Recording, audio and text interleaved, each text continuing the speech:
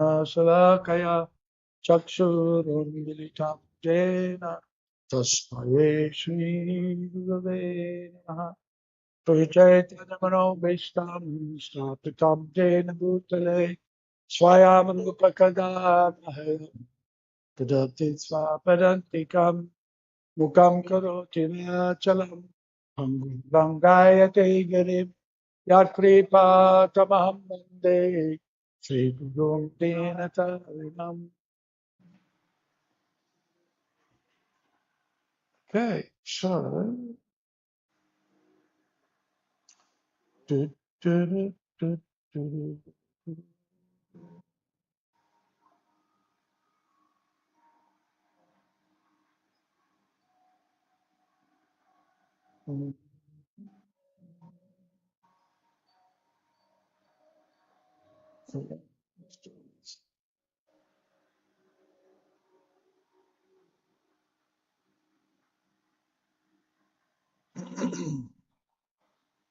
So today we're reading from Srimad Bhagavad Gita as it is, chapter 18, text number 39. Is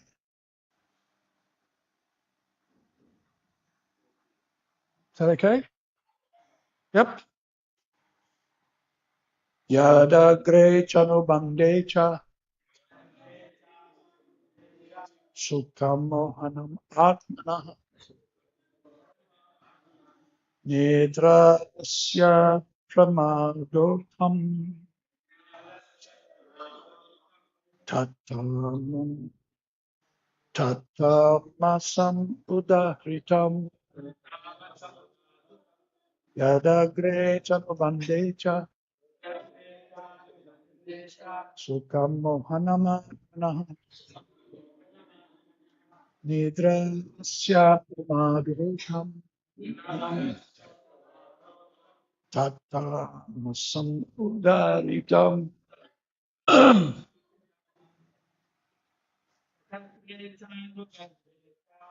Yadagre chanubande cha sukam mohanamatmanaha idrasya podattam tattavasam udaritam. Yadagre chanubande cha sukam mohanamatmanaha nidrasya pramadotam tattamasam udaritam. Ladies? Oh. Yadagre chanubande cha sukam mohanamatmanaha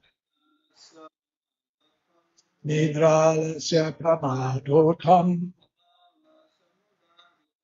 tatam samudaritam. Ladies? Sanbandecha yadagre chanubandeccha sukam mohanamatmanaha nidrasya pramadotam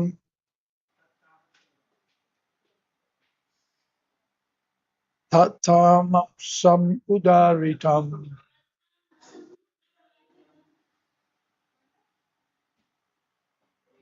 Okay, you'll need a book.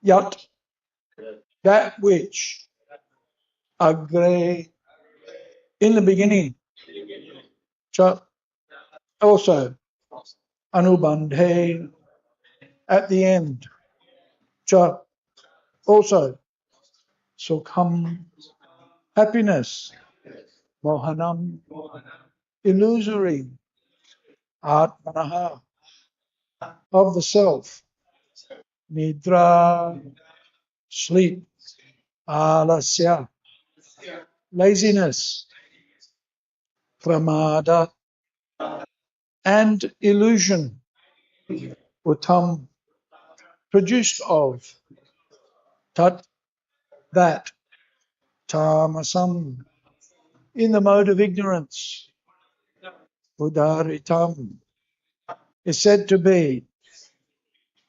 And that happiness which is blind to self-realization, which is delusion from beginning to end, and which arises from sleep, laziness, and illusion, is said to be of the nature of ignorance. Purport: one who takes pleasure in laziness and in sleep is certainly in the mode of darkness, ignorance. And one who has no idea of how to act and how not to act is also in the mode of ignorance. For the person in the mode of ignorance, everything is illusion. There is no happiness either.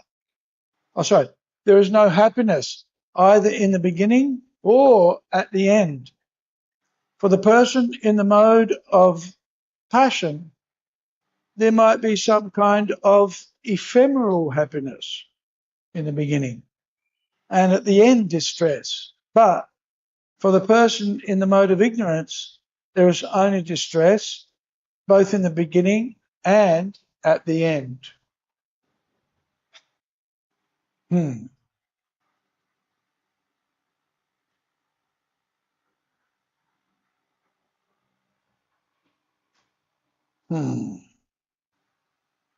So this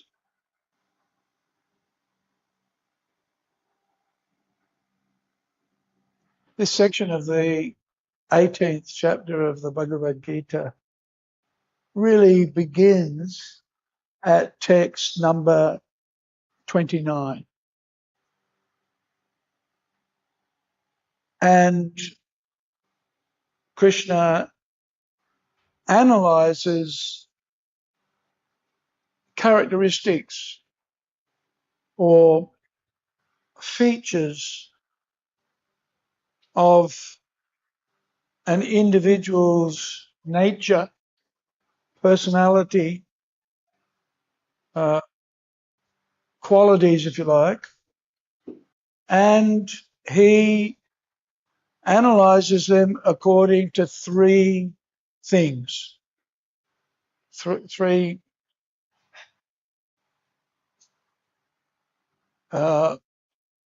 classes, if you like. Huh? Hands up. You know how to put your hands up? Let's just try it. Put your hand up. Hand up. Yeah, hand up. Good. Okay, you know how to put your hand up. Good. Good start. What are those three items or those three influences, we can call them, that Krishna is relating to for each of these characteristics? What are the three items?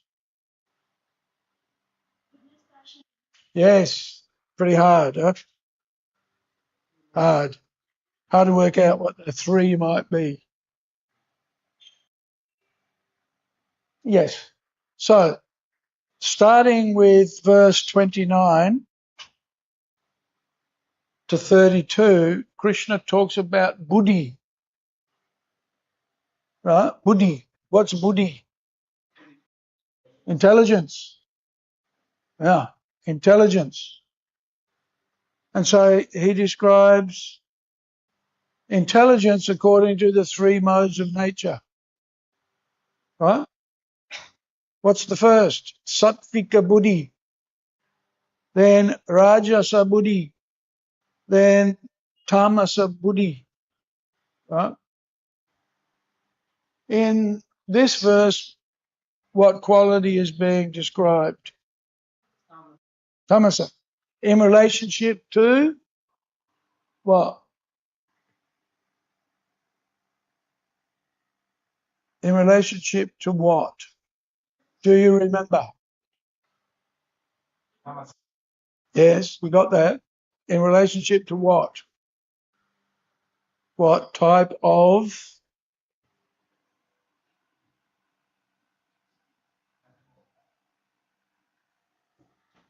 happiness? Happiness. Interesting, huh? Happiness. So, first of all, intellect, then determination. Right. So, first of all, intellect, buddhi, analyzed according to goodness, passion, ignorance.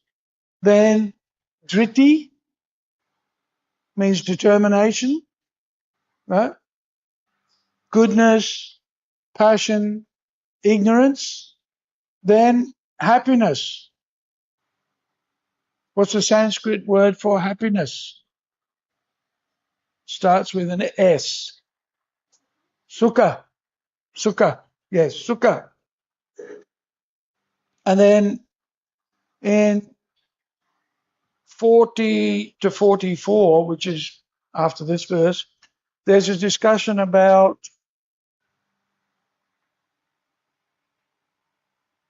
varna. Varna according to the influence of the modes of material nature. And so we have Brahmana, Kshatriya, Vaishya, and Shudra. Rather than three, we have four. But a combination, so goodness for the Brahmanas, passion for the Kshatriyas, ignorance maybe for the Vaishyas, right? And there's a bit of a mix-up with the Sudras. Yeah. Yeah, Vaishyas and Sudras get mixed together, actually, in this analysis. Right? And then 45 to 49, there's a discussion of how one's work and duty, right, and attitude to work and duty affects the results of what we do. Naishkarmyam. This is very much for devotees. Right? We do our duty, but we leave the result up to Krishna, not attached to the result. So, in terms of buddhi, sattvika buddhi is able to distinguish between what should be done and what shouldn't be done. Right? Embrace, reject. Right? Rajasa buddhi, confusion, ignorance in relationship to dharma and adharma. And tamasa buddhi is everything seen in the wrong way. Very similar to passion, actually. But very often, people in the mode of passion can be instructed by those in the mode of goodness and live in a proper way. Whereas those primarily influenced by the mode of tamasa, they just don't have a clue. Are you understanding my English? Or am I talking too much Australian? Okay, good. Right. So this is important, right? Mode of goodness means clear discriminate. Buddhi really means just being able to distinguish, to discriminate, and then choose what's right and reject that's what's wrong. Mode of passion, not as advanced, and so needs guidance. The whole of society basically needs guidance from a Brahminically sattvic community, and ideally devotees. Prabhupada often said that society is divided up much like the human body, right? We've got a head, we've got arms, we've got a torso, and we've got legs. And what does Prabhupada say often about modern society? What hands up if you can think of what Prabhupada said about modern society. The Sudras are leaders. Well, what else did Prabhupada say? Headless. Yeah, that's probably more common. He did say the Sudras taken over. But no head, right? That reminds me of my father. My father, if I was disorganized or panicked, my father would say, "You're running around like a headless chook." Right? Do you know what a chook is? Chicken. Chicken. It's a British slang for a chicken. Right? Yeah. No head. So that's why, in one sense, why Prabhupada introduced ISKCON. One of the important activities is for ISKCON to develop a mode of goodness culture and a culture of learning, right? And so therefore a culture of buddhi, intelligence and intellect and, dare I say, discrimination. Right? It's not the it's interesting actually, because in that case then we don't become politicians, we don't become business people, we don't, we try to detach ourselves a little bit from the ordinary affairs of society and cultivate learning, right? Learning.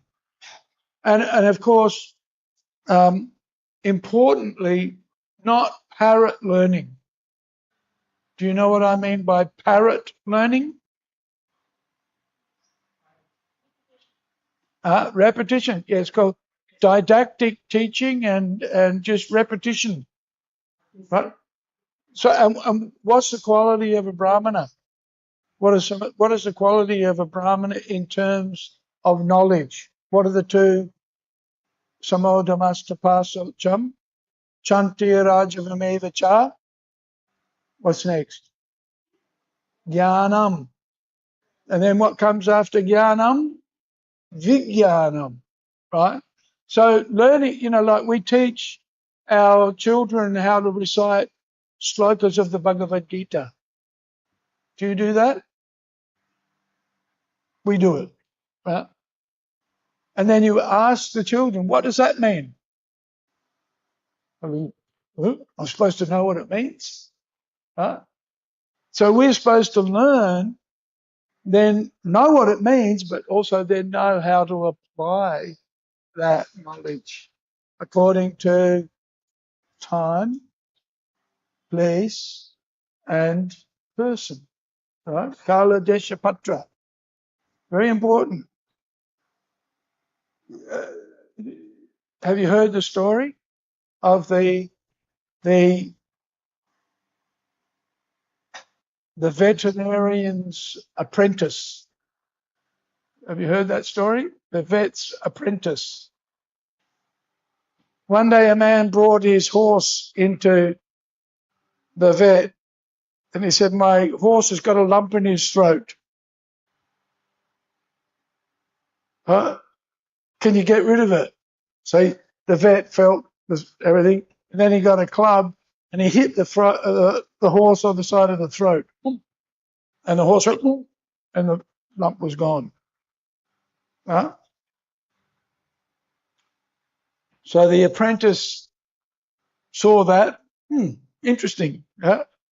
So a few days later, the vet wasn't there, but the apprentice was in the clinic, and a gentleman brought his horse in with a lump in his throat.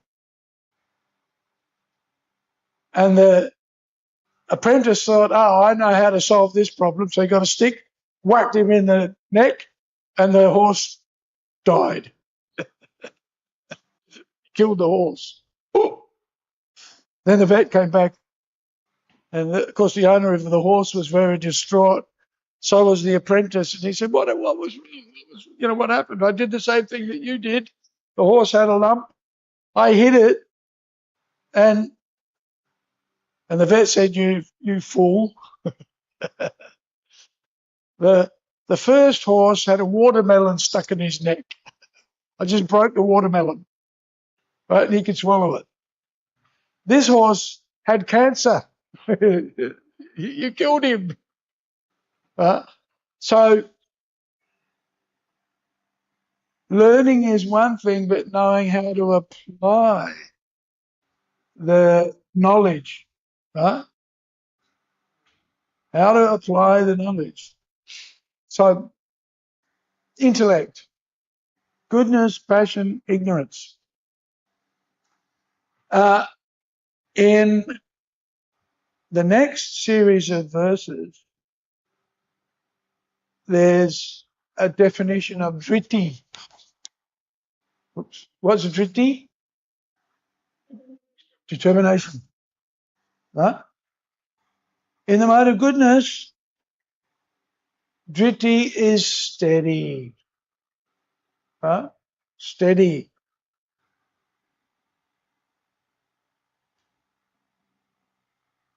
Fixed is another, right?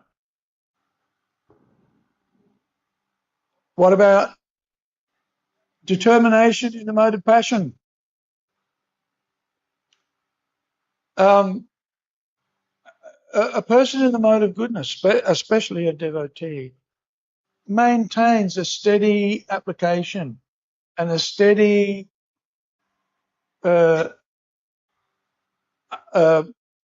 fixed effort in what they're doing, even if they don't get results, right? Whereas a mode of passion puts in a lot of effort, doesn't get a result, gives it up. Right? This is mode of passion. Mode of ignorance, they don't even get out of bed to do something. Right? So no effort to achieve anything effectively. So determination. So very interesting. These are qualities of a person's character that are influenced by the modes of passion. Of the modes of material nature. Right? Make sense? Yeah. Mode of goodness generally is stronger than the mode of passion. Mode of passion still has effort, strength applied, whereas mode of ignorance is hardly any effort at all. Now, and this, the happiness or sukha, right? Sukha in the three.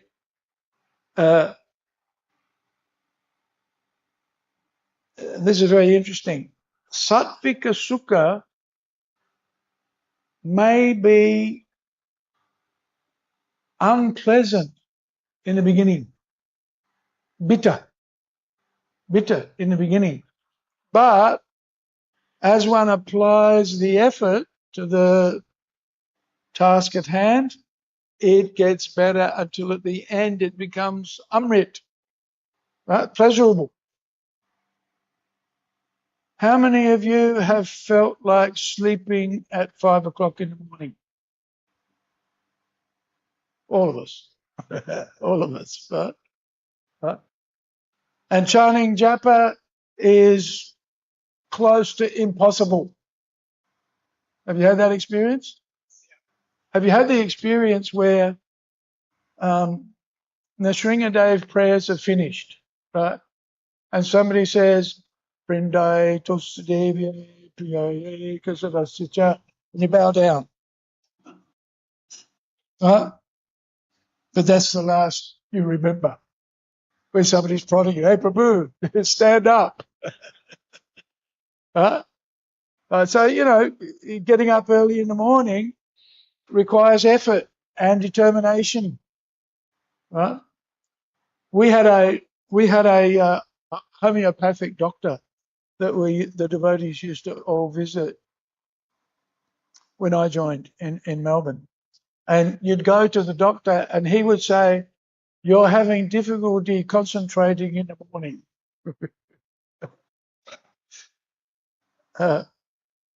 You're having difficulty staying awake," right? And when I went to see him, I thought, "Oh, he's a magician. You know, he knows everything."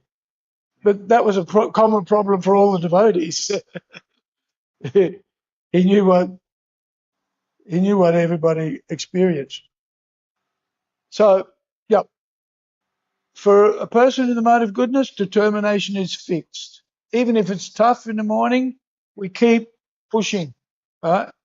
And so by the time we get to 7 o'clock, or here 7:15, we've chanted most of our rounds and we're feeling rejuvenated and enthused, right?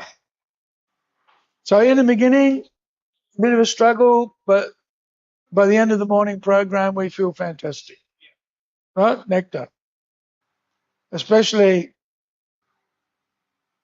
after breakfast, right? When we've had a chance to taste the nectar for which we're always anxious. The breakfast offering, puri, sabji, pakora, halva,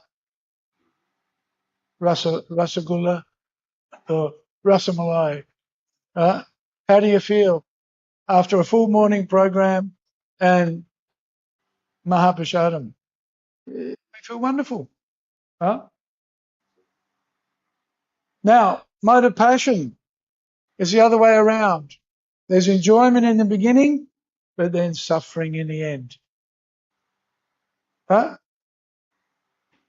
This is the nature. Well, this is the nature of a lot of material things, especially, in in marriage.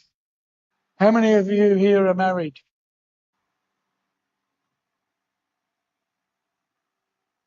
Have been married? So in the beginning, we're happy. Yeah. Although it's very. How many of you attended a wedding? Attended a wedding? Have you noticed how the bride and the groom are very sober? Right? Very serious. Everybody else is laughing. Have you noticed? Everybody else is laughing. So,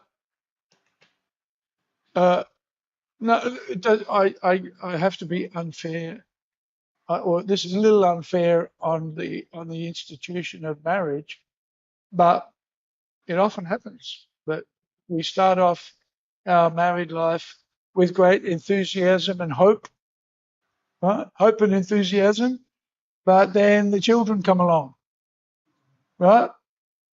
And then it's hard work, isn't it? Hard work, yeah. Even if your kids are absolute gems, right? It's still hard work. So happiness in the beginning, misery, hard work in the end. Let's not get too. So you get the idea. And then happiness in tamasa is again sleeping. This is this verse today. Sleepiness. It's not happiness at all. It's suffering. Right? No proper understanding of what's to be done or what's not to be done. Deeply absorbed in intoxication, in indolence, in laziness. Right? So misery in the beginning, misery in the end, misery in the middle. This is happiness influenced by the mode of ignorance. The interesting thing is that it's not always cut and dried, as we see with the ashrams, right? Brahmana, Kshatriya, Vaishya, Sudra. Even at the Vaishya Sudra stage, there's a bit of ignorance mixed in, and sometimes we might even see in our own character a combination of things. We may have some Brahminical qualifications, right? But then we might also see a little bit of ignorance manifesting, or sometimes a bit of passion. So it's very rare to find somebody who's purely in goodness, or purely in passion, or purely in ignorance. So we need to keep that in mind. But important to understand these qualities or these characteristics influenced by the modes of material nature, so we can understand what's influencing ourselves and what may be influencing others, right? Because very often we do have to deal with ourselves. Very often in social interactions, we've got to deal with so many other people and people with a variety of influences in their lives. Right? So Krishna is giving us this information so we can use it and to be introspective. Devotees are introspective, it's one of their qualities, but also in order to read the character of others and then adjust accordingly. Right? Adjust ourselves accordingly, or adjust to the behavior of others. Broadly speaking, we're encouraged to associate with devotees, right? But what happens if you find a devotee who's influenced by the mode of ignorance, or influenced very much by the mode of passion? Do we have to associate with such people even if they're influenced by undesirable combinations of the modes of material nature? Huh? Not necessarily. And so this is one of the characteristics of a brahmana, or at least of a devotee, let's say, is the ability to discriminate and to choose. Right? I had a devotee come to me this morning and he said, I've been bullied for many years by a particular person. And I asked him, how do you feel about that? He said, I feel horrible. Huh? I said, well, what have you learned from that association? And it's very interesting what he said. He said, oh, I must be getting the reactions of my past bad karma.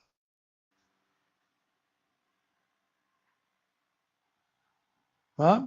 I said, what else? And he couldn't tell me anything else. He could. And I was thinking, what had occurred to me, I said, I think you need to avoid this person. Avoid them. If they make you feel bad, that's not what the association of devotees is all about. Right? What is it? What? Matschita, matkata, prana, bodhayanta, parasparam, katyantas cha mamnityam, tusyanti cha ramanti cha.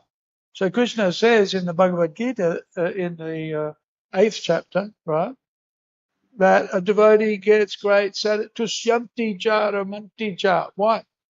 Out of hearing and discussing topics about Krishna. Right? Matschita, they always think of me. Matkata, what is it? Matschita, matkata, prana. They expend their energy in serving me. Right? This is Katayantas cha mam nityam. They always talk about me. Tusyanti cha ramanti cha. This is how they get their satisfaction and happiness. Right? So what if we're associating with somebody who's a devotee, but we're not happy. Well, yes, okay, it's appropriate to have a look at ourselves, right, and see if there's not. We're introspective, right? So it may be our fault, right? But it shouldn't take us too long. If we have fine buddhi, right, intelligence, we should be able to discriminate, right? Well, it appears that there's this character or this influence or this situation that is influencing me in a negative way, so therefore I'll choose to avoid that. Does it make sense? Yeah. So we have a choice. Yeah, okay, it may be that it's our karma to get some suffering, but at the same time, we have got intelligence. We should know how to do something about it. Is that right? Yeah. So, yeah, don't be in ignorance, moha, right? Illusion. Cultivate activities and behavior that's in the mode of goodness, right? That's Brahminical, and it's very interesting. If you look at the morning program, right? Morning program, what is it? What do we do? What's the first thing we do?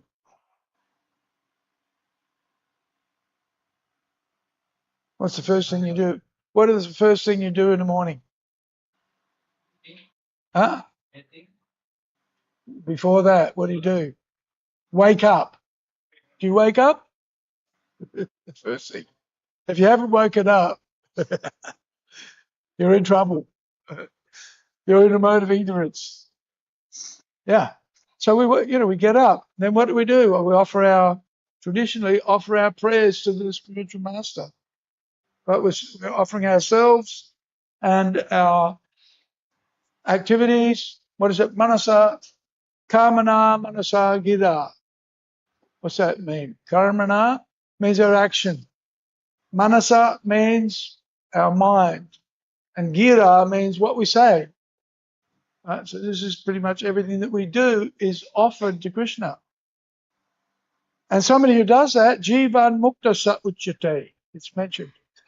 I think Rupa Goswami in the Nectar of Devotion, that might be quoted.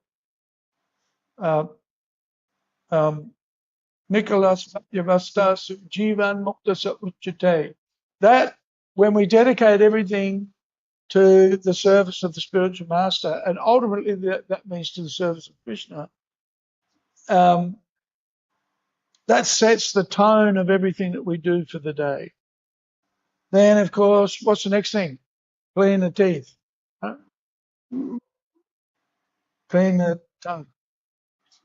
Cleaning and bathing. Then we put on clean clothes. Oh, tila, clean clothes, right? This all sets the tone of goodness for the morning activities.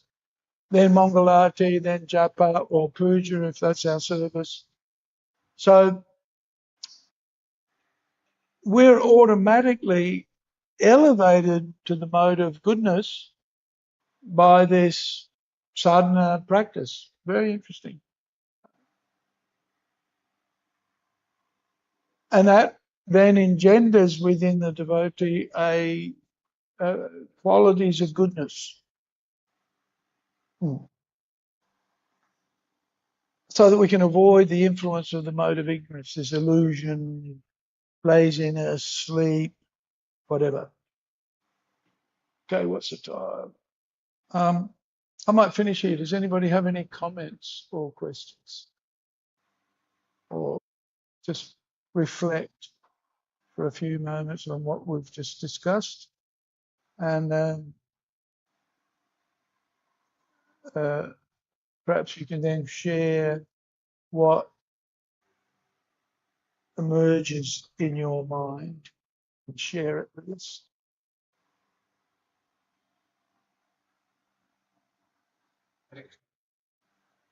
Naturally, our soul is looking for happiness. Yes. Anandamayo Bhyasat, like Krishna. here, first line, one who takes pleasure. How can I identify this mode of ignorance? It's mode of passion. It's mode of ignorance, mode of passion, or mode of goodness. How can we identify that? Or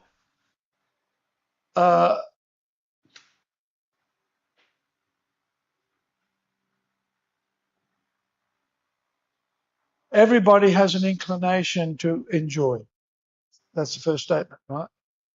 But how do we determine what that enjoyment might be within the different personalities, right? Especially when they're influenced by the modes of material nature, right? Well, that's interesting because what modes of material nature influence us determines how we enjoy, right? That influence. So if we're influenced by the tamagun, we enjoy sleeping and laziness and intoxication, right? Or if we're influenced by the mode of passion, then we are driven by fruitive results, making money, becoming powerful, influencing others. Yeah? If we don't get it, we become discouraged. Yeah? In the mode of goodness, there's a certain amount of detachment in the character of a person in the mode of goodness, and they can determinedly pursue something, even if they don't get a result immediately, right? But the effort required to achieve the results they aspire to is steady, right? And in the end, they achieved results that are very satisfying, right? So in the beginning, hard work, but in the end, satisfied. But also detached, right? Because a person in a mode of passion will stop working because they didn't get what they wanted, right? So the quality of, and why Krishna explains these things in this section of the Bhagavad Gita is so we can, again, introspective, look at ourselves, right, and see where the mode of goodness is, where the mode of passion is, where the mode of ignorance is, and act, make choices to move towards the mode of goodness, right? Um, um, identify if there's passion, identify if there's ignorance, make the right choices, and also to see, as I mentioned before, see these qualities in others, and especially for us as devotees, to advise people, right? Recognize where a person is being influenced, and then give them advice on how to. Like the other day in Noida, I gave a class, Gaur Purnima actually, and I was explaining to the devotees that Lord Chaitanya appeared to encourage the chanting of Hare Krishna, right? All throughout his life. He he was called Gora Hari by the neighbours in Navadvip because they found out that if he was crying, all they had to do was chant Hare Krishna. And then when they chanted Hare Krishna, he would stop crying. So there was always a lot of chanting of Hare Krishna in his household in order to keep him happy, right? So at the end of the class, one devotee came to me and he said, Prabhu, I'm chanting, but I'm only chanting a couple of rounds a day, and sometimes I don't chant at all. What shall I do? So I thought for a moment, and then I said to him, get up early every day and chant 16 rounds. Let's see what happens. But it's a mode of goodness, you know.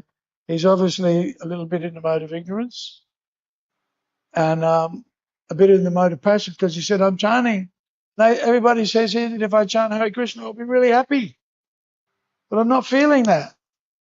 Right? I said, well, you're only, well, I didn't say it, but I think, well, some days you're not chanting, you're only chanting a couple of rounds a day. Well, you've got to put in more effort. Right? So get up early, chant 16 rounds. I couldn't think of anything else to advise him to do. What do you think? Good advice or not? Huh? Good advice. You're probably chanting 16 rounds.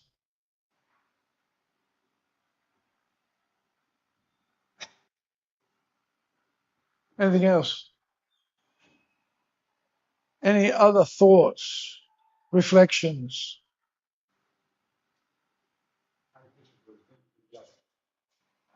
We understand that happiness is the mode of ignorance as a poison to land. Yes. Why we have tendency to go to that kind of happiness to avoid Because we're influenced by the mode of ignorance. That's what this is all about. Yeah. Why? Because we're changed by the mode of ignorance. Right? How old are you? 28. 28. Wow. You only look 18. Thank you. That's good.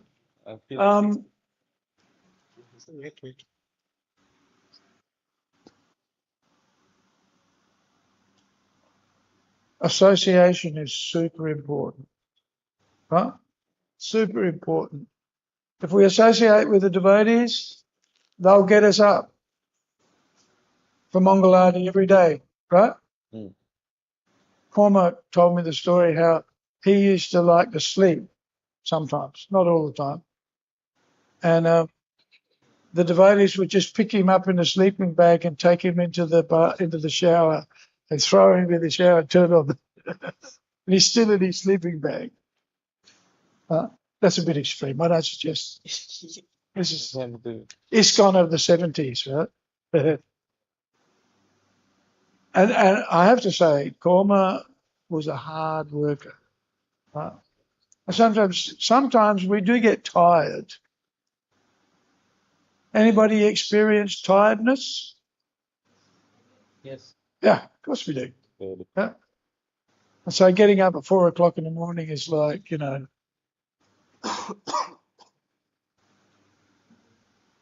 my wife got up early this morning and I could tell she was tired. And she just sat down and chanted japa, and within about 4 mantras,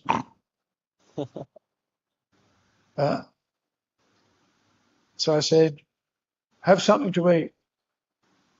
Because when I got up, I was hungry. We hadn't, and that kept me going. So she had something to eat and then started chanting again. And then within 3 or 4 mantras, I said, go to bed. Too tired. And, you know, Chicharipa, she's a hard worker. So if she's tired, she's tired. So we need to know ourselves, and know the lazy tendencies, but also understand the reality of some situations, right? So that we're not. And one of the problems with being immature or inexperienced is you haven't sufficient experience to understand, to be able to determine these things. But yeah, I used to work at the zoo in Adelaide, and we used to get paid every night, right? I can never work that out. It didn't make sense, right? except for the fact that this is when I wasn't at all connected with Krishna consciousness, just a young 18-year-old, 17 actually. I think I started, no, it would have been 18. And the reason why they used to pay the workers, the labourers, we work on a building site at the zoo, was because they were alcoholics, most of them. And so that straight after getting their pay, have a guess where they went? Alcohol shop. Eh? Liquor shop. Liquor shop. Yeah, the pub. In Australia, it's called the pub. They went down the pub and spent all their money. Huh? And of course, they'd say to me, come on, come down the pub. So I quickly discovered that was very dangerous. By the end of the week, you'd have no money. And so association really important. Then or years later actually, I discovered the association of the devotees. And of course, the devotees don't say, come down to pub. What do they say? Come to my God. Wake up. Yeah. Wake up. Jeev Jago, Jeev Jago. So the first Sunday feast that I went to, one of the devotees asked me, can you chant Hare Krishna? I said, yeah. Everybody knows how to chant Hare Krishna, don't they? I'd been given a card, Sunday feast invitation many years before when I was only 15. And I'd learnt the mantra. Right, so I went to the Sunday feast. Devotee said, can you chant? I said, yep. He said, all right, if you can chant, you've got to chant 16 rounds. So he gave me the beads. He said, can you chant 16 rounds? I said, yeah, sure, no problem. So that's what I did. At Chincharipa, and I started chanting 16 rounds. Then the next week we went back to the temple for the Sunday feast, and that devotee said to me, he said, are you chanting 16 rounds? I said, yep. He said, all right. If you're chanting 16 rounds, you've got to go to the full morning program. So whoa, okay, all right. We wanted to be very serious devotees, right? And as a consequence, got the influence, got the what does Prabhupada quote? What's that?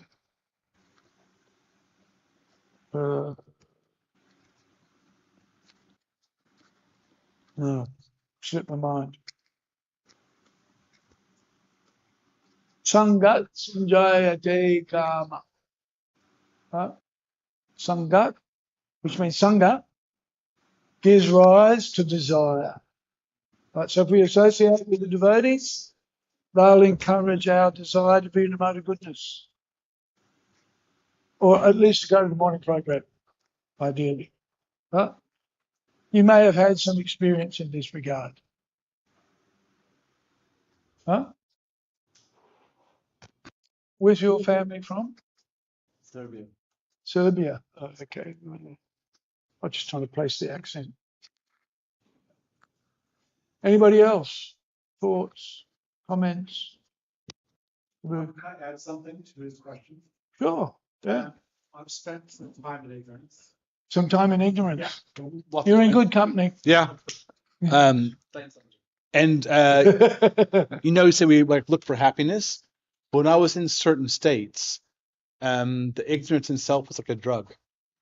I was so low, I couldn't imagine doing anything else. So it made me lazy, and it's heavy and draws me down. Yeah. So it's really hard for me to look for happiness, and I would settle for that laziness and that ignorance because that's what I was used to, and I couldn't make any more effort because it's really heavy.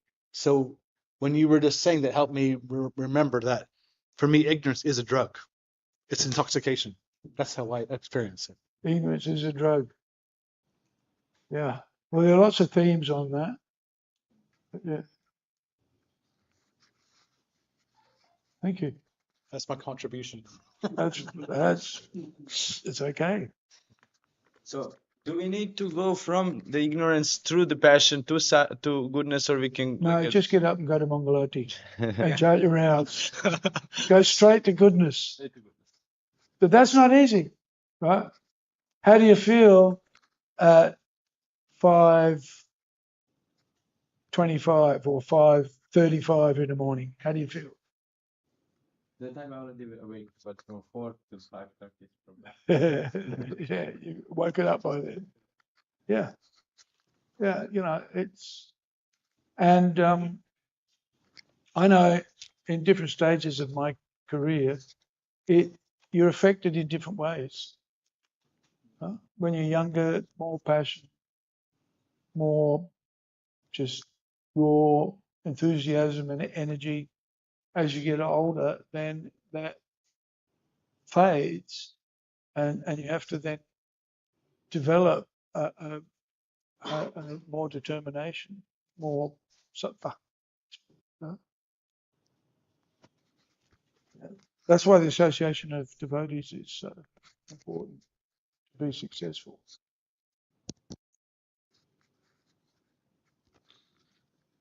Ladies, any comment?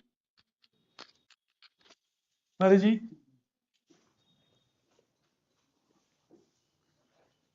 Okay, all right. Thank you, everybody. Srila Prabhupada ki jai. Gaura Bhakta Vrinda ki jai. Hare Krishna. Hare Krishna, Krishna Krishna, Hare Hare, Hare Rama, Rama Rama, Hare Hare, Hare Krishna.